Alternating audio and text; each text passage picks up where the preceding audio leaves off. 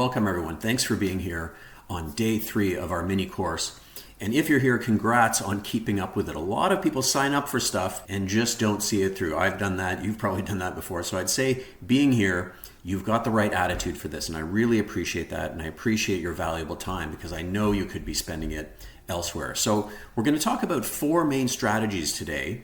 The iron condor, the butterfly, which is very, very similar to the iron butterfly, the calendar spread, and the diagonal. Some of these have some things in common with each other, as we're going to see. They can be a little bit more in depth. We're going to be adding some more dimensions to structuring trades and expressing our view. So you're probably starting to realize that with options, a viewpoint doesn't just have to be up or down as it is in general with stocks. In the options world, we can also have a view on timing and when we think something might happen or not happen. So we can start to look at time as an ally in our investment decisions, which is kind of cool. If we think gold is going to go up, but possibly not for a few months, then we can add some option harvesting to the equation so that we're capitalizing on the passage of time and not just sitting around waiting. So hang in there. I really want you to have an open mind to what's possible with options. And this lesson can be a great springboard. You can stick with covered calls and cash secured puts, fantastic. Sometimes we have to go to the KISS method, right? Which is keep it simple, stupid. So that's a great way to go as well.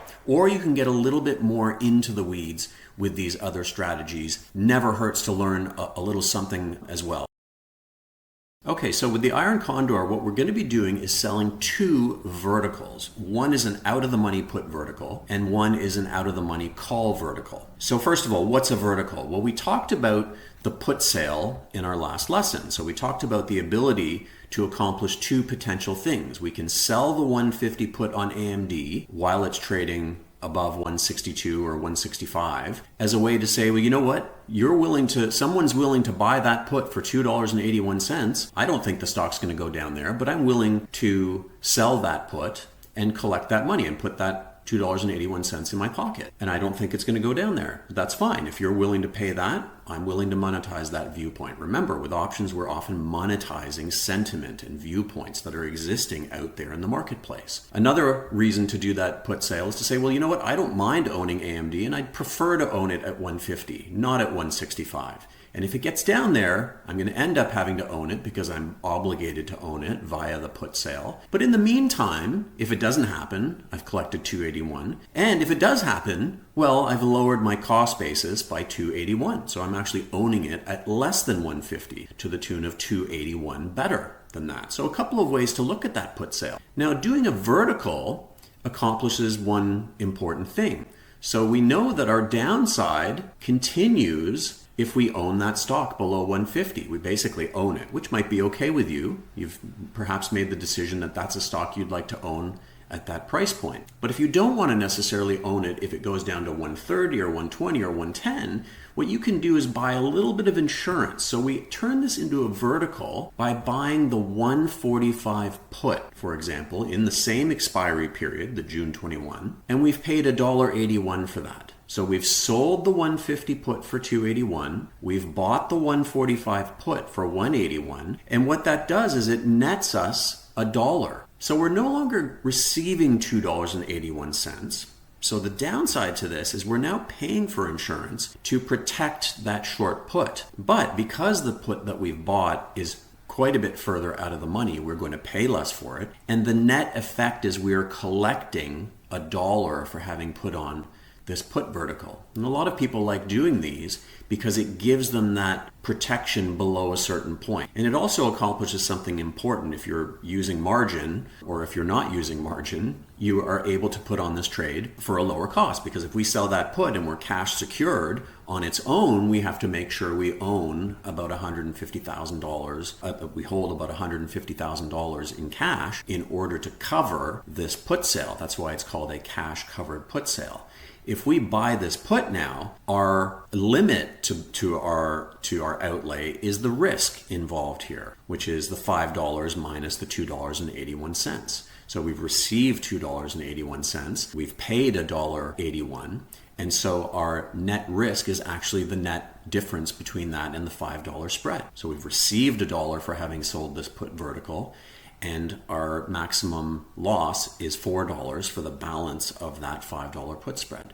So while we do have a potential cost to doing this, we are going to limit the exposure to that stock below 145. So think of how this plays out. If AMD stays above 150, we get to keep our $1. If it drops below 150, you're going to be obligated to buy the stock between 145 and 150. And if it drops below 145, you're going to offset that obligation to buy the stock at 150 with the ability and right to sell it at 145. So you see how the 145 put offsets the 150. So below 145, the net effect is that nothing happens. We have a P&L effect, but we don't have to buy or sell any stock down there. We're going to effectively buy it at 150, sell it at 145, which is a loss of $5, but we receive the $1 in premium, so it ends up being a loss of $4 plus any costs, plus any transaction fees. So if AMD ultimately goes to 130, no problem. You've limited your exposure with the vertical.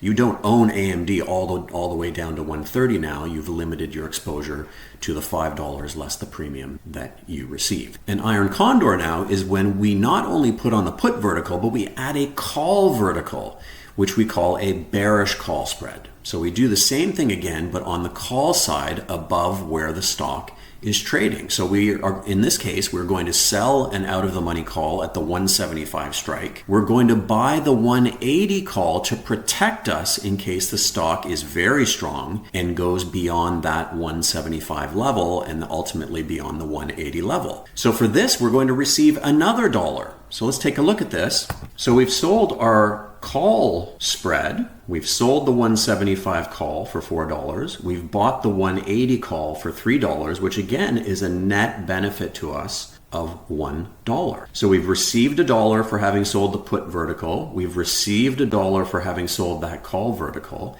And together what they make up is something called an iron condor. And we can see that we effectively want this stock to stay within a certain range, between 150 and 175. If it stays within that range perfectly by expiry, we're going to collect our $2 times 1,000 is going to be our $2,000 profit on this particular trade, as we can see on the expiry line. So we can see that if we look to the lower left-hand corner over here, we can see that we're going to make $2,000. Now, if it moves outside that range, we are eventually going to get to the point where we are going to look at our maximum loss, which is a loss of $3,000, which we can see down here. That's to the downside, as well as potential $3,000 to the upside. But now we don't have to worry about both sides because a stock can only be in one place at a time. And so on expiry, it's either going to be between the strikes, above our strikes, our call spread, or below our put spread.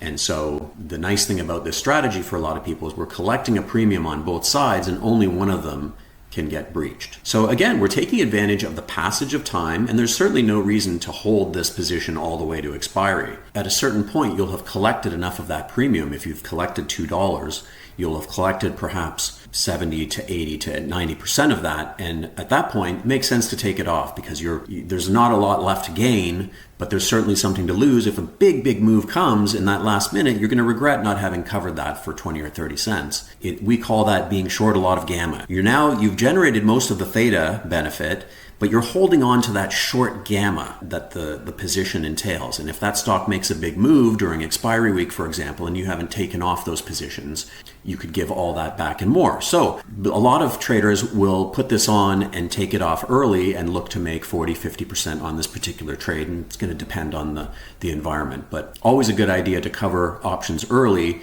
That's one of my very, very strict rules when I teach students. Now let's look a little bit more closely at what this trade looks like. So we've got a theta of $26.75. So on a daily basis, we're going to be making $26 at the moment, and we find ourselves just having put on this trade. But as time goes by, watch what happens. We're going to increase time. So the closer we get to expiry, watch our theta starts to increase, $36 a day 10 days later. And then 10 days after that, we're making $61 a day in theta. And recall, that's because our theta curve starts to really dive towards zero. Remember, on expiry, those options are no longer going to have any kind of time value. They're either going to be worth zero or they're going to be worth some sort of intrinsic value of whatever that might be, depending on how far they're in the money. So our time value is eroding. It's coming out of this position, and that's, of course, the main benefit of the strategy.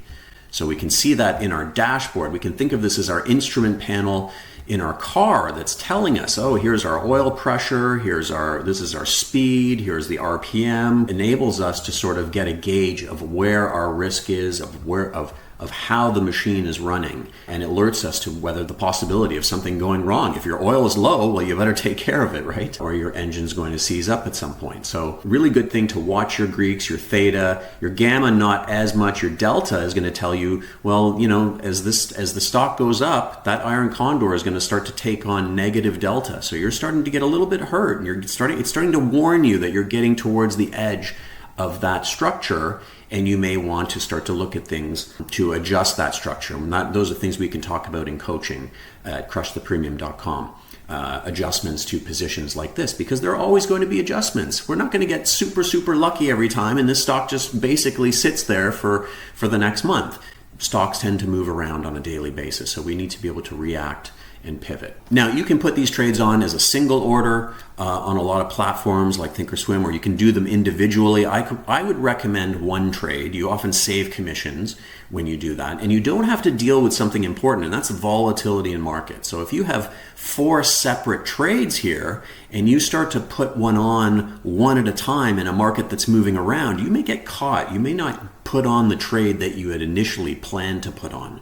So that you're making things a little bit tougher on yourself. So if you can do these in one shot, if the platform tells you, hey, you can put on this iron condor for a $1 credit or a $2 credit, and it executes it for you, if those prices are available, you can always adjust those prices. If they become unavailable, you can adjust, but at least you're putting on that trade in one shot. So iron condor is very popular with folks who think movement in an underlying stock is going to be slow or getting slower. You don't want to make this kind of trade when movement is really exploding higher. You might get nice high premiums, but the likelihood that strikes get breached when volatility is increasing is that much higher. So you want to look for a peak in volatility and for things to begin to calm down. We call movement realized volatility, sometimes called historical volatility. So once it starts to top out and come down a little, and there are ways that you can monitor that. You can look at an ATR, Bollinger Bands on the market in general. You can look at the VIX, and then you can also chart volatility as well. So you might not get the highest option pricing in the end when you're patient like this.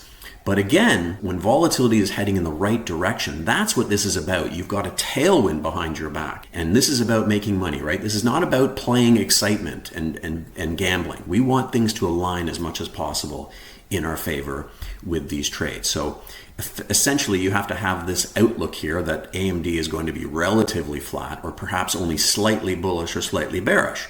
And you can have a more directional bias with the strategy by positioning it differently versus where the stock is trading. Or you can start to unbalance the iron condor, which is getting a little bit more complicated. We can sell more put verticals than call verticals, and we're going to start to unbalance this and give it a little bit more of a bias. But in general, you generally don't want the stock to do a whole lot. So a lot of ways to express your views with this kind of strategy again. So the next strategy is the butterfly strategy. Now it has a cool name as well, as many of these strategies do. But what it really is doing is shrinking the condor by bringing those short strikes together to become the same strike. So the condor is going to give you this wider range of potential positive outcomes, but give you a little bit less premium, while the butterfly creates this peak that generally surrounds the at-the-money strike as those short put and call strikes come together as one, and the verticals are basically fused and connected in the middle. So what we're looking at here is technically an iron butterfly. So what we've done is we're using 2 vertical spreads that are connected. As we mentioned, an actual butterfly that is not an iron butterfly will use either all calls or all puts. So let's take a look here. So the short call is the 165 now, which originally was the 175. We've moved that towards the 165. And we've moved the short put, which was at the 150 level, into 165 as well. So notice that the put and the call from our original condor are now short strikes along that same line at the 165.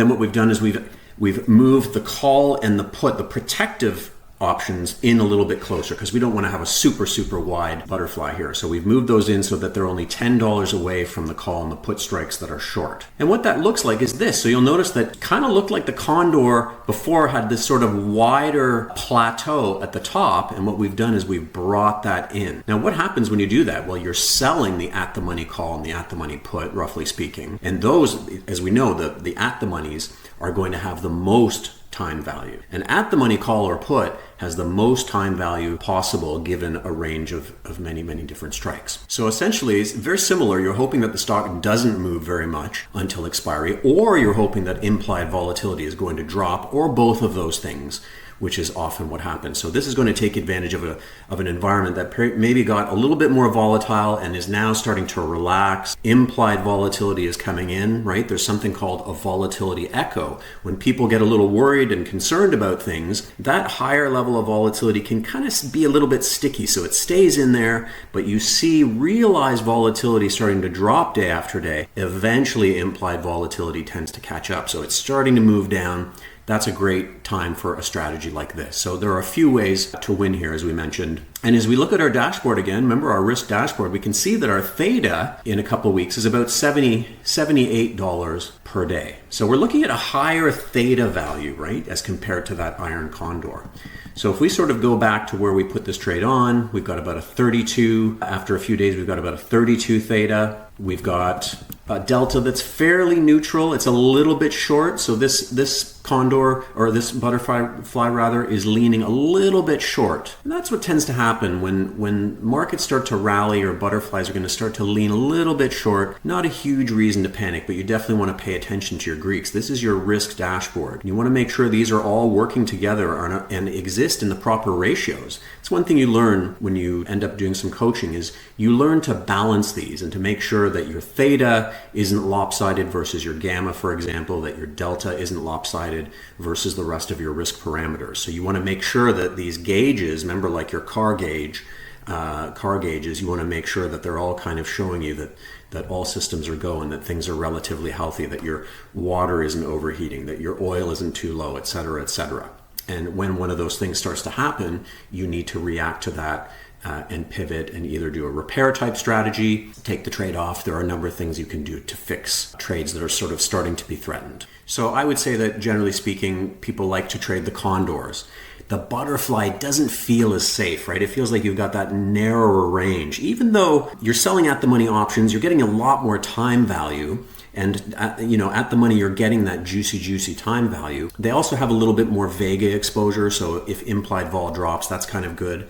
But really, it comes down to your comfort level. A condor just has this feel of a little bit more safety because you have that wider range that you can play within, even though you're getting less premium for that as a premium seller. So a lot of people will lean towards the iron condor because it just has that feeling of safety.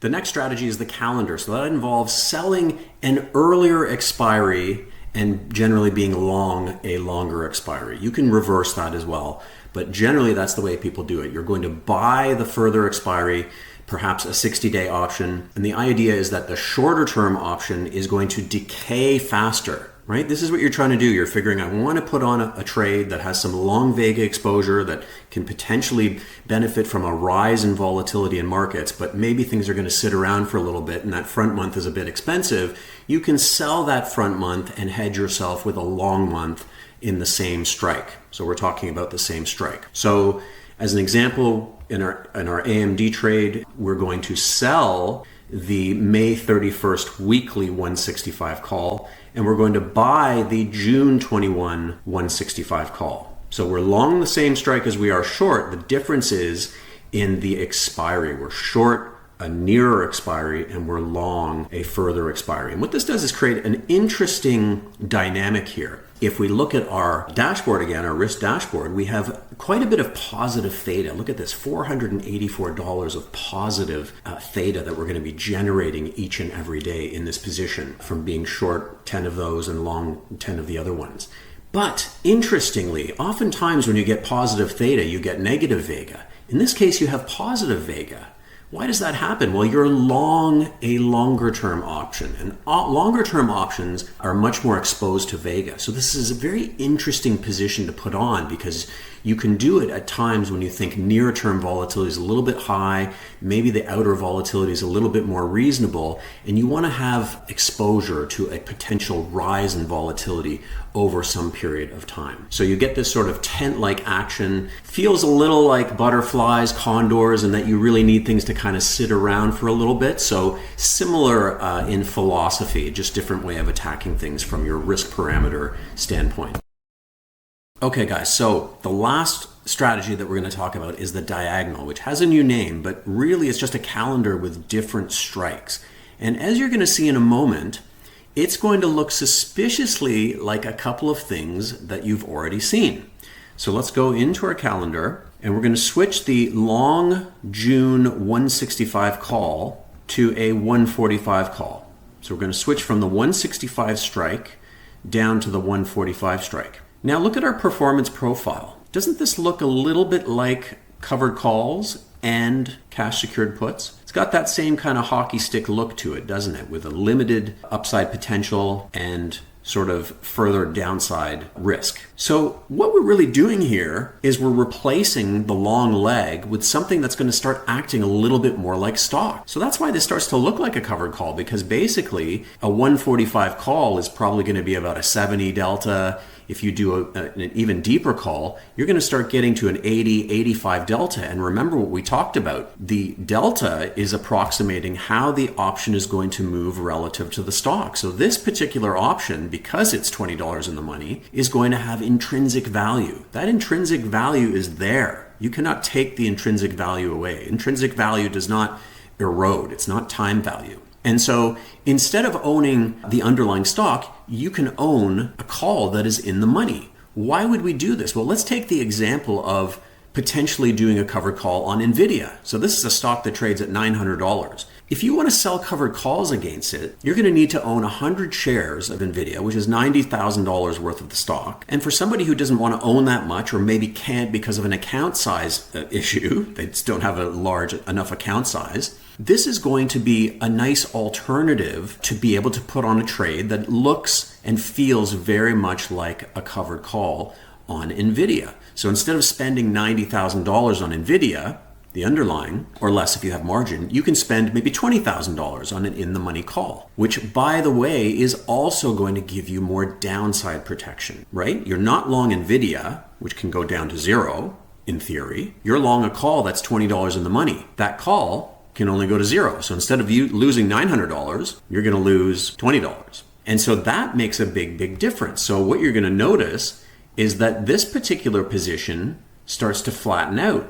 On a covered call, this particular downside part of the chart is going to go down towards zero as the stock goes down. But over here, you're limited. You have a defined risk. There's a defined risk of what you paid for the long call, less what you received for the other call that you shorted, assuming that that call that you shorted is out of the money and goes down to zero as well. So what we have here is something that's like a cover call, but with more limited downside, which is really cool. Now, there's also going to be some time value associated with that long call in many cases, right? We don't get that with stock. If we're long stock, it's not eroding on us. But the deeper the call is, the less time value there is going to be on it typically.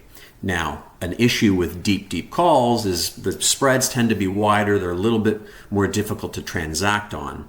So you have to navigate that. So as you can see, there are pros and there are cons, but effectively this is turning a position into something that looks like a covered call. Now remember though, if you're long one call, you can only sell one call against it. And so you need to be careful as well. I've seen some people who like to buy leaps, out of the money leaps, and they sell closer calls that are at a strike that are actually lower than the strike that they're long. So you got to be a little bit careful. This can be dangerous. If you're short calls that end up becoming significantly in the money, you're eventually just going to be short stock against your long-term options, and you're going to be overhedged in a sense. And so you probably didn't want that to happen. So caution when getting into the diagonals, realize how to trade them. Thanks everybody for watching. I hope you've enjoyed this introduction to many of the amazing ways that we can use options to generate income and to place hedges. And if you haven't already done it, please like and subscribe to my channel right below this video. And I encourage you to check out my free offerings. I have my new free book in the link below, my free Crush the Premium Enhanced Wheel 4-Pillar Options Challenge course, and of course some amazing programs that you can purchase if you want to learn my full methods and approaches, the same ones that I've used to manage $1 billion in option strategies and option income funds over the past 28 years. I have a price point for everybody, so get started with your Learn to Earn journey with the Quick Access Nomad course, or the full system video courses, or the live small group mentoring, or of course the one-on-one mentoring with me, teaching, guiding you, and looking over your shoulder as you become the investor and trader you always wanted to be. And the icing on the cake with all of these is the trading room community that you will get access to, a welcoming group of traders and investors working alongside me, ideas, trades, charting packages, risk gauges, systems. The idea here is not just instruction, not just guidance, but an entire ecosystem of tools that can help take you as far as you want to go. Thanks again, and we'll see you on the inside.